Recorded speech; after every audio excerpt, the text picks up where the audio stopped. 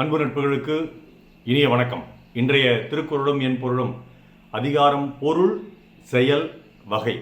குறள் எண் 753.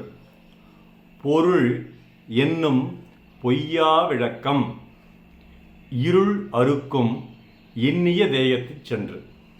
பொருள் பணம் என்னும் அணையாத விளக்கு நாம் நினைத்த இடத்திற்கு சென்று நம் துன்பத்தை தீர்த்துவிடும்.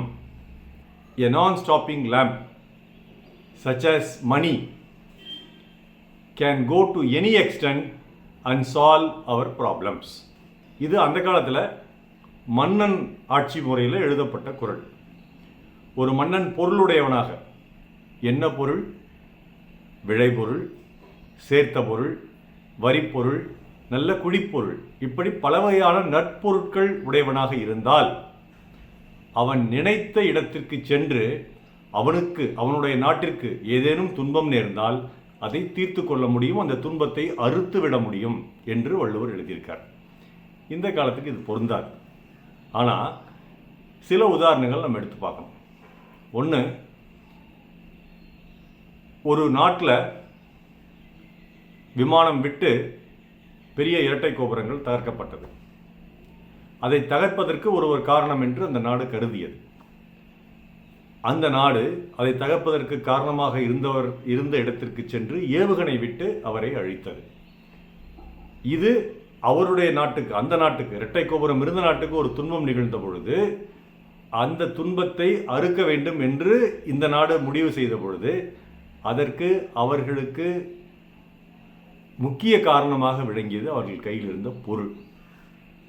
இதுபோலத்தான் நம் நாட்டில் படித்துவிட்டு கொஞ்சம் பணம் வைத்திருப்பவர்கள் அந்த பணத்தை முதலீடாக போட்டு வெளிநாடுகளுக்கு சென்று அங்கே வேலை பெற்று, அங்கே படித்து, அங்கே வேலை பெற்று பொருள் ஈட்டுகிறார்கள், பெரும் பொருள் ஈட்டுகிறார்கள்.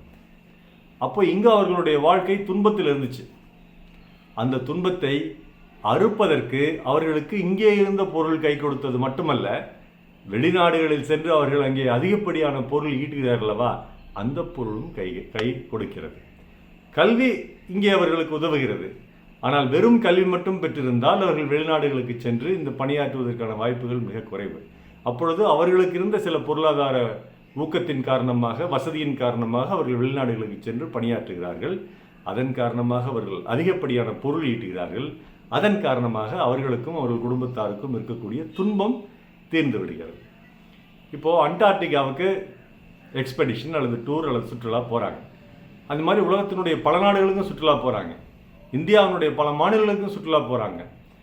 தமிழ்நாட்டில் உள்ள பல நகரங்களுக்கும் சுற்றுலா போகிறார்கள். இந்த கோடை வெயிலில் குழு வாசத்தலத்தை நோக்கி பலரும் பல்வேறு நாடுகளுக்கு, பல்வேறு ஊர்களுக்கு, பல்வேறு மாநிலங்களுக்கு செல்கிறார்கள். எதனால் அவங்க போகிறாங்க? அவங்ககிட்ட இருக்கிற கல்வி அறிவு வச்சா, அவங்ககிட்ட இருக்கக்கூடிய உருவ அழகை வைத்தா? இல்லைங்க. அவங்க கையில் பொருள் இருக்குது. அதை வச்சுக்கிட்டு அவங்க விமானத்தில் பிஸ்னஸ் கிளாஸ்லையும் போகலாம், எக்ஸிக்யூட்டிவ் கிளாஸ்லையும் போகலாம், ரயிலில் குழு செய்யப்பட்ட முதல் வகுப்புலையும் போகலாம், அன்ரிசர்வ் கம்பார்ட்மெண்ட் என்று சொல்லக்கூடிய ரிசர்வேஷனே இல்லாத, முன்பதிவு செய்யப்படாத அந்த பெட்டிகளும் போகலாம், நடந்தும் போகலாம், எப்படி வேணால் போகலாம். ஆனால் அவர்களுக்கு அதுக்கு பொருள் வேண்டும். அந்த பொருள் இருந்தால் மட்டுமே தான் அவர்கள் எங்கே போக வேண்டும், சுற்றுலா போக வேண்டும் நினைக்கிறார்களோ அந்த அளவுக்கு அவர்கள் சுற்றுலா சென்று இந்த வெயில் என்னும் துன்பத்திலிருந்து நீங்கி குழுகுழு இன்பத்தை அவர்கள் அடைய முடியும். இதையும் இந்த காலத்திற்கு ஏற்ற பொருளாக இந்த குறளுக்கு கருதலாம். இதைத்தாங்க ஐயன் சொல்கிறாரு. நீ பணம் சம்பாதிக்கணும். அது சம்பாதிச்சா மட்டும்தான், அது உன் கையில் இருந்தால் மட்டும்தான் நீ என்ன எண்ணிறையோ அந்த இடத்துக்கு போய், எந்த இடத்தை பற்றி நீ நினைக்கிறாயோ அந்த இடத்துக்கு போய் உனக்கு இருக்கக்கூடிய துன்பத்தை அழிக்கும். அந்த துன்பம் உன்னை சுற்றிலும் இருந்தால் இங்கேயே அழித்துவிடும், எங்கேயோ வெளிநாட்டில் இருந்தால் அங்கேயும் சென்று அழித்துவிடும். அப்படிங்கிறது என்னுடைய அருமையான பொருள்.